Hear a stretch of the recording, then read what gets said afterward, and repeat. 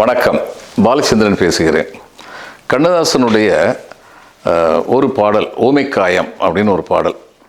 அதில் என்னென்ன காயமெல்லாம் தான் பட்டேன், என்னென்ன ஏக்கங்களாக இருந்தது, நடக்க முடியாமல் போயிடுச்சு அப்படிங்கிறது சொல்லுவார். அதில் ஒரு ஓமை, ரொம்ப அற்புதமான ஒரு ஓமை. கிளிகள் ஆகாயத்தில் பறந்துக்கிட்டு இருக்கு. நானும் பார்க்குறேன், நீங்களும் பார்க்குறீங்க. கிளிகள் ஆகாயத்தில் பறக்கிறதுங்கிறது மட்டும்தான் நமக்கு தெரியுது. ஆனால் அந்த கவிஞருடைய கண்ணுக்கு அது எப்படி தெரியுதுன்னா, வெத்தலை விருட்டு மேலே போயிடுச்சுன்னா, பறந்துக்கிட்டு இருந்துச்சுன்னா எப்படி இருக்கும்? ஏறக்குறைய கிளியுடைய இறகுகள் விருந்திருக்கும் போது பார்க்குறதுக்கு வெத்தலை மாதிரி இருக்கும். அவர் எழுதுகிறார், பாக்குவரும் முன்னாலே பறந்துவிட்ட வெற்றிலை போல் மோதி சிறகடிக்கும் முத்தான கிள்ளைகளும் மூண்டிருக்கும் தோப்பினிலே மூழ்கிவிட எண்ணமிட்டேன். ஒரு தோப்பு வாங்கணும்னு ஆசைப்பட்டார். அதான் சொல்கிறார், தோப்பு இருந்தால் வாங்குவதற்கு தொகை இல்லை, தொகை இருந்தால் தோப்பில்லை என்றபடி சென்றதம்மா என் வயது. அடுத்து தன்னை விரும்புகிற ஒரு பொண்ணு அவற்றை நீ எனக்காக வேண்டி ஒரு கவிதை எழுத மாட்டியா அப்படின்னு சொல்லி கேட்கணும் அப்படின்னு அவருக்கு ஆசை. சேலையிலே கோயில் கட்டி சிற்றடையில் பின்னலிட்டு பாலமுத பூமுகத்தில் பட்டொளிர பொட்டுமிட்டு 4 குண சேனைகளில் நாணமது முந்திவர ஆசையை நடத்தி வர அச்சமெல்லாம் பின்னலிட போதார் நறுங்குழலில் போதை மலர் செறிய ஆதாரம் இல்லாமல் ஆடிவரும் தேர்வு ஆதாரம் இல்லாமல் ஆடிவரும் தேர்போல மங்கை ஒருத்தி என் மடி மீது வந்தமர்ந்து என்னிடத்தே பற்று வைத்து என்னிடத்தே காதல் வைத்து கன்னங்களால் என் கவிதையிலே மெருகேற்றி செவ்வாய் இதழால் என் சிந்தையிலே கடைவரித்து ஆற உடல் தழுவி அன்புடனே குழல் கோதி பாவலனே இன்றோர் பாட்டெழுத மாட்டாயா என்றுரைக்கும் காட்சியினை எண்ணி தவங்கிடந்தேன் இன்று வரை அந்த இன்பமெனே அண்டவில்லை.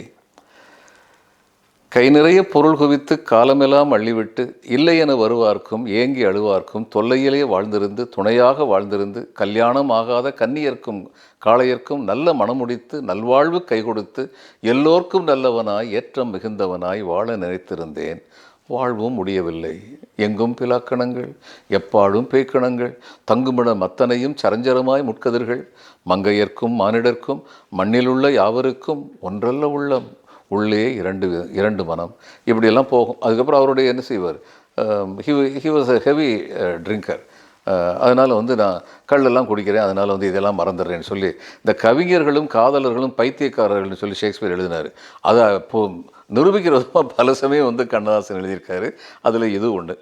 இதுவும் கவிதையும் அப்படிப்பட்ட ஒரு கவிதை. ஆனால் இந்த கவிதையின் சிறப்பு என்னவென்றால், எளிய சொற்களில் எளிய எண்ணங்களை மிக எளிமையான முறையில் படைத்திருக்கிறார் கண்ணதாசன். அப்படிங்கிறது தான். தான் தமிழால் தான் வாழ்ந்து கொண்டிருக்கிறேன் அப்படிங்கிறது ரொம்ப அழகாக சொல்வார். தான் பெற்ற பிள்ளையை ஏன் பெற்றோம் என்று தான் தாய் என்று மாண்டு போனாள், தகப்பனும் இப்பிள்ளை உருப்படாது என்று தான் தணலிலே வெந்து போனான், ஊன் பெற்று யானும் ஓர் உயிர் கொள்ள வைத்தவன் உயரத்தில் ஒளிந்து கொண்டான், உதரத்தின் அணுவிலே தமிழன்னை மட்டுமே உறவாக வந்து நின்றாள், வான் பெற்ற பேறுபோல் யான் பெற்ற தமிழினால் வாழ்கிறேன் வண்ணமையிலே, வளர்கின்ற கூந்தலை தென்றல் தாளாற்றிடும் மதுரை மீனாட்சி உமையே அப்படின்னு சொல்லி முடிப்பார்.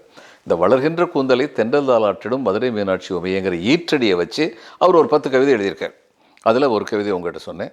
கண்ணதாசனை பொறுத்த மட்டில் இந்த 3 பேர் இருந்தாங்கன்னு பல சமயங்களில் சொல்லியிருக்கேன். பாரதியார், பாரதிதாசன், கண்ணதாசன்.